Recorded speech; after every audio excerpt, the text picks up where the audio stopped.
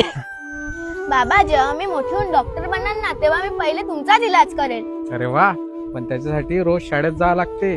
बाबा, मी रोज शाळेत जाते. अरे दादा, हा? आज सुट्टी आहे का शाळेले? अहो सुट्टी खायची, आता शाळा परमनंट बंद झाली आहे. शाळा बंद झाली?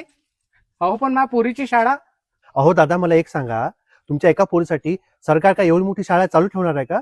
आणि सरकारला काय परवडेल का? अहो पण माझ्या पोरीच्या शिक्षणाचं कसं? अहो तुमची एकच मुलगी आहे, तर द्या ना त्या कॉन्व्हेंट मध्ये टाकून. तेवढी नाही होत का तुमच्या एकूण? अहो दादा, मोठ्या मुश्किलनं 2 टाइम जेवायची सोय लागते आमची. 50-50 हजार रुपये वर्षाचे त्या कॉन्व्हेंट मध्ये कुठून भरणार आहे हो? आमच्या गरीबाच्या लेकराला एकच जिल्हा परिषद शाळा आधार आहे, ते तुम्ही बंद करून राहिले. किती वेळा बोललो राजा आम्ही, ह्या शाळेतून लेकरं काढू नका काढू नका, पण गावातले लोक ऐकतात काय? मोठेपणा वाटत होता त्यांना की आमचं लेकरू प्रायव्हेट शाळेत शिकते म्हणून. पण आता गावातली शाळा बंद पाडली ना. दादा, ज्याची परिस्थिती होती त्याने इथून काढून तिथं टाकले, पण आमच्या गरीबाच्या लेकराचं काय?